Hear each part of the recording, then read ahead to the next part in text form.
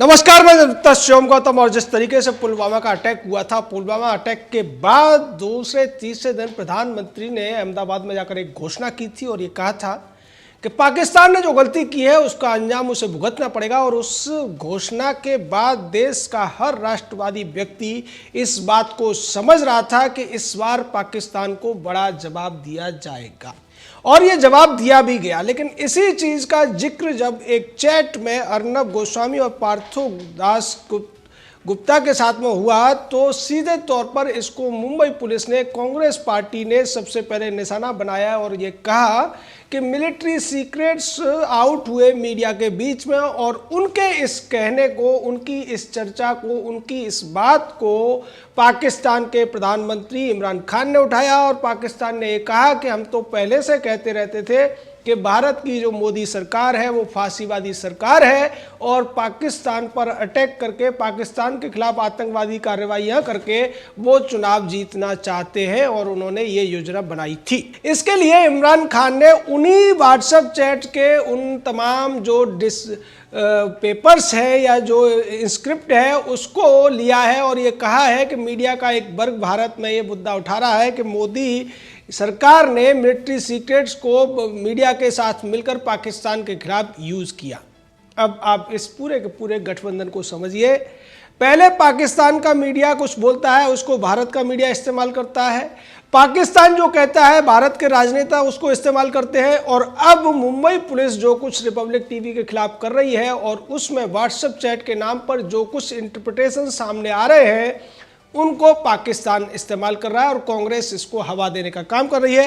क्योंकि शशि थरूर का भी इस पूरे मामले में बयान आया। शशि थरूर ने कहा है कि ये जो व्हाट्सएप चैट बाहर निकली है इसके बाद ये लगभग खुल चुकी है बात कि मोदी सरकार और मीडिया के बीच में क्या गठबंधन चल रहा था। मीडिया को मोदी सरकार ने मिलिट्री सीक्रेट्स या मिलिट्री योजनाएं जो थी, सेना की जो योजना थी, वायुसेना की जो योजना थी, उसको आउट किया, उसको पास किया, उसको लीक किया और उसके बाद में टीआरपी स्कैम 3 अपराध रिपब्लिक टीवी ने किए हैं। आप इस पूरे मामले को समझिए। 2 साल पुरानी बात है। मैं आपको पीछे ले जाता हूं। 14 फरवरी 2019 में भारत के पुलवामा में एक सीआरपीएफ की बस के ऊपर हमला होता है, आत्मघाती हमला होता है जिसमें भारत के 40 जवानों को बलिदान देना पड़ता है। और उसके बाद पूरी सेना, पूरा तंत्र इस बात से क्रोधित हो जाता है। प्रधानमंत्री 2 दिन चुप रहते हैं और बाद में वो एक अहमदाबाद में जाकर एक बड़ी घोषणा करते हैं और साफ शब्दों में कह देते हैं कि पाकिस्तान ने हद पार कर दी है। पाकिस्तान जो आतंकवाद की फैक्ट्रियां चलाता है, अब उसको इस तरह करारा जवाब दिया जाएगा कि पाकिस्तान कई सालों तक इसके लिए इसे याद रखेगा। ये बात खुलकर प्रधानमंत्री ने कही थी। प्रधानमंत्री के शब्दों को अगर जो लोग समझते हैं इन सारी सामरिक बातों को तो समझ सकते हैं कि किसी देश का प्रधानमंत्री अगर इतने कड़े शब्दों का इस्तेमाल कर रहा है, निश्चित तौर पर बड़ी योजना है। और उसको लेकर हमने भी वीडियो बनाए थे, कई वीडियो बनाए थे और वो वीडियो मिलियंस में चले थे और उसके बाद वो तमाम सोशल मीडिया प्लेटफॉर्म पर शेयर भी हुए थे। आज की डेट में भी उन वीडियो को देखने वालों की तादाद बहुत ज़्यादा है। उस समय कई वीडियो तब तक आते रहे थे जब तक 13वीं का दिन नहीं आ गया था। और 13वीं होने से पहले ही प्रधानमंत्री ने जो कहा था उसे भारत की वायुसेना ने बालाकोट में जाकर पूरा कर दिया था। हालांकि इस पूरे के पूरे वाकये को भी पाकिस्तान नकारने की कोशिश कर रहा था। पाकिस्तान पहले पुलवामा को नकारने की कोशिश कर रहा था और यह कह रहा था कि पुलवामा तो हुआ ही नहीं है। कांग्रेस भी पाकिस्तान की बातों में कोई परोसने की कोशिश कर दी। रवीश कुमार जैसे पत्रकार ये कह रहे थे कि अगर हुआ था तो 300 किलो आरडीएक्स कैसे पहुंचा। इस पूरे मामले में जो कुछ रिपब्लिक के खिलाफ कहा गया है, रिपब्लिक टीवी की तरफ से उस पर जवाब भी आया है। रिपब्लिक टीवी की तरफ से अर्नब गोस्वामी ने वही बातें कहने की कोशिश की है जो 2 साल पहले इस देश की परिस्थितियां थी। दरअसल अर्नब ने यही बताया है कि इस देश का कोई भी राष्ट्रवादी इस बात पर विश्वास कर सकता था, इस बात को पूर्ण विश्वास के साथ कह सकता था कि भारत की सेना, भारत की वायुसेना पाकिस्तान को इस बार सबक सिखाने जा रही है। अगर मैंने बातचीत में ऐसा कहा भी है तो इसमें क्या गलत है, क्या अतिशयोक्ति है। आगे वो कहते हैं कि जिस तरीके से पाकिस्तान की बातों को कांग्रेस और दूसरे जो पार्टियां हैं जो पाकिस्तान परस्ती करती है वो यहाँ रेफरेंस लेती है, उसी तरीके से यहाँ की बातों को पाकिस्तान रेफरेंस दे रहा है। मुंबई पुलिस ने जो एक इंटरप्रिटेशन निकाला है व्हाट्सएप चैट का, उसको लेकर जो कुछ मुंबई पुलिस कह रही है उसी बात के आधार पर पाकिस्तान आज भारत पर सवाल उठा रहा है।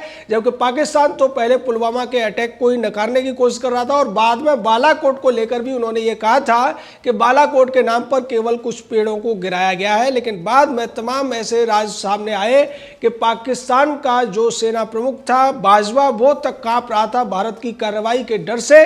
और जब इस बात को लेकर सारी दुनिया जानती थी कि भारत जवाब देगा, और उस बात को अगर मैंने जिक्र किया है तो इसमें कौन सी बड़ी बात कह दी है, इसको लेकर ये जो भारत का मीडिया है ये पाकिस्तानी मीडिया के साथ मिलकर, पाकिस्तानी सरकार के साथ मिलकर किस तरीके की बातें करते हुए नजर आ रहे हैं। इसको लेकर अर्नब ने यह भी कहा कि मुझे इस बात को लेकर पूरे देश से लोगों के मैसेज मिल रहे हैं और वो मेरे समर्थन में है। मैंने कुछ भी गलत नहीं किया है, मैं एक राष्ट्रवादी व्यक्ति हूँ। राष्ट्रवादी व्यक्ति होने के नाते मीडिया में होते हुए भी मैं अपने देश के प्रति जो मेरा कर्तव्य बनता है वही बोलूँगा। जो मुझे लग रहा था वही मैंने बोला था और मुझे ही नहीं पूरे देश के तमाम लोगों को यही उम्मीद थी कि मोदी सरकार इसी तरीके से पाकिस्तान के साथ कुछ बड़ा करेगी जिससे पाकिस्तान अंदर तक हिल जाएगा।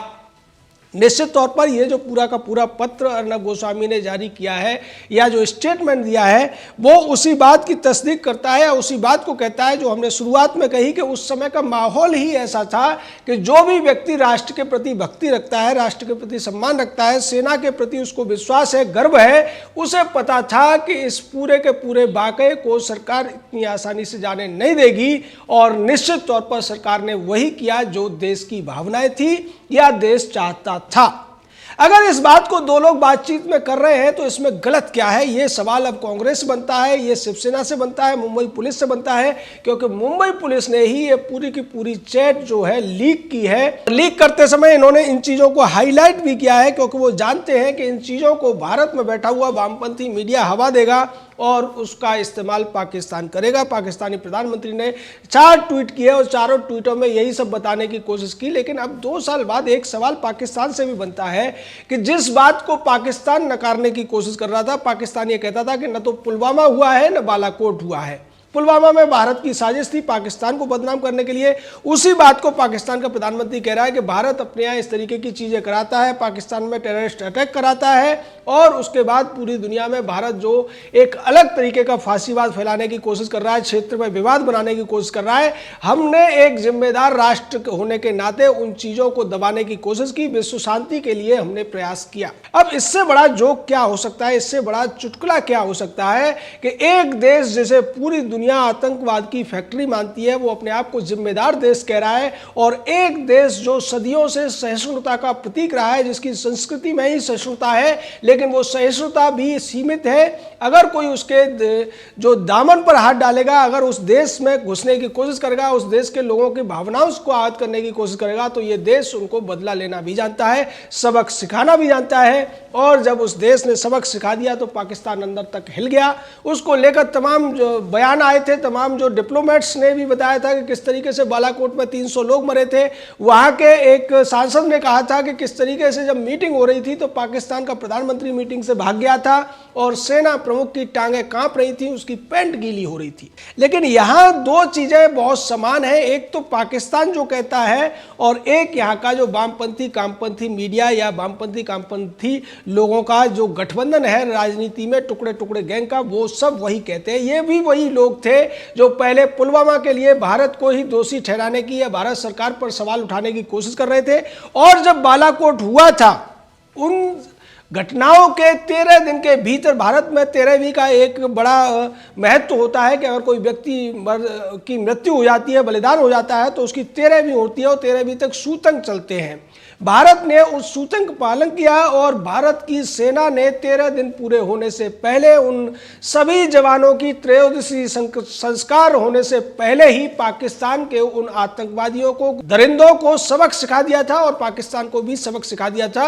लेकिन बड़े ताज्जुब की बात है कि इस बात को न तो पाकिस्तान मान रहा था और ना ही भारत में कांग्रेस परस्त और पाकिस्तान परस्त मीडिया मानने को तैयार था। रवीश कुमार जैसे लोग सबूत मांग रहे थे, केजरीवाल जैसे लोग सबूत मांग रहे थे, और कांग्रेस पार्टी का एक जो अधेड़तम युवा नेता है, उस समय अध्यक्ष था, वो भी सबूत मांग रहा था। और दोनों विरोधाभासी बातें कर रहे थे। एक तरफ वो लोग सबूत मांग रहे थे और दूसरी तरफ ये भी कह रहे थे कि मोदी सरकार ने ये सब चुनाव जीतने के लिए किया है। यानी कि वो ये कहना चाहते थे कि अगर ऐसी कार्रवाई हुई है, चुनावों को ध्यान में रखकर की गई है, और अगर नहीं हुई है तो मोदी सरकार झूठ बोल रही है। इस तरीके की बातें तब जो कांग्रेसी कर रहे थे, जो वामपंथी मीडिया कर रहा था, या जो दोगले किस्म के लोग कर रहे थे, जिन्हें देश से नहीं बल्कि अपनी अवसरवाद से प्यार है, कुर्सी से प्यार है, लूट से प्यार है, वही बातें आज पाकिस्तान कह रहा है और पाकिस्तान भी उसी का रेफरेंस दे रहा है। तो ये जो गठबंधन है पाकिस्तान परस्त भारतीयों का और पाकिस्तान का, निश्चित तौर पर पूरी तरह से एक्सपोज हो चुका है। और उसके बहाने जिस तरीके से अर्नब गोस्वामी, रिपब्लिक टीवी को निशाना बनाने की कोशिश की जा रही है, वो लोग भूल गए कि उस समय ज्यादातर चैनल इसी तरीके की बातें कर रहे थे, क्योंकि अगर वो ऐसी बातें नहीं करते तो शायद उस समय लोग उनको नहीं देखते, क्योंकि उस समय देश एक गुस्से में था, देश को एक उत्साह की जरूरत थी, देश को एक ऐसे सबक सिखाने की जरूरत थी पाकिस्तान को, जिससे आगे वो कोई भी ऐसी जुर्रत करने से पहले 10 बार सोचे। और भारतीय सेना ने, भारतीय वायुसेना ने एक बड़ी योजना बनाई। उस योजना के अनुरूप पाकिस्तान पर बालाकोट का एयर स्ट्राइक किया गया और उसको लेकर पूरे देश में चर्चाएं थी। केवल अर्नब गोस्वामी, पार्थो दास की बातचीत नहीं, मैं कह रहा हूं उस समय की किसी भी लोगों, कोई भी दो लोगों के बीच की जो बातचीत होगी उसमें कहीं ना कहीं इस तरीके की चर्चा थी। तो क्या फिर यहाँ का जो पाकिस्तान परस्त मीडिया है या पाकिस्तान का प्रधानमंत्री है, उन सभी लोगों के ऊपर भी यही इल्जाम लगाएगा, उन सभी लोगों पर भी यही कहेगा कि उन लोगों ने सरकार के साथ मिलकर ये सारी साजिश रची है, या सरकार ने जो अंदर की जानकारियां थी उन लोगों को लीक की थी? निश्चित तौर पर अर्नब गोस्वामी ने जवाब दे दिया है और जवाब पूरा देश भी दे रहा है। इन लोगों को थोड़ा समझदारी से काम करना चाहिए, जो भारत में रहते हैं, भारत की खाते हैं, लेकिन गाते पाकिस्तान की हैं। और उनके लिए जो भारत की सरकार है, अगर उसकी बुराई की जाती है तो वो फायदे की चीज़ है, चाहे उससे पाकिस्तान को फायदा होता हो या फिर पाकिस्तान उन्हीं चीज़ों का रेफरेंस लेकर दुनिया में भारत को बदनाम करने की कोशिश करे। इसी बात को आज पूरा देश कह रहा है, रिपब्लिक टीवी की तरफ से भी यही कहा गया और हम भी यही कह रहे हैं कि उस समय के जो तमाम सोशल मीडिया पर अभी भी जो वीडियो पड़े हुए हैं उनमें कोई भी उठाकर देखेगा तो उस घटना के होने से पहले बार बार यही बात हो रही थी कि पाकिस्तान के ऊपर बड़ा हमला होने वाला है, पाकिस्तान को सबक सिखाया जाने वाला है। निश्चित तौर पर ये लोग, चाहे शशि थरूर हो, राहुल गांधी हो, अरविंद केजरीवाल हो, इस टाइप के जो लोग होते हैं, रवीश कुमार, राजदीप सरदेसाई या फिर दूसरे जो लोग हैं अन्य चैनलों में बैठे हुए, ये सब के सब सिर्फ और सिर्फ पैसे के लिए काम करते हैं। इनके लिए देश और संस्कृति का कोई मायने नहीं है। लेकिन निश्चित तौर पर इस देश जो बहुसंख्यक जनसंख्या है वो सच्चाई के साथ है, अपनी सेना के साथ है और बालाकोट में जो हुआ उसके भी साथ है। जय हिंद, जय भारत।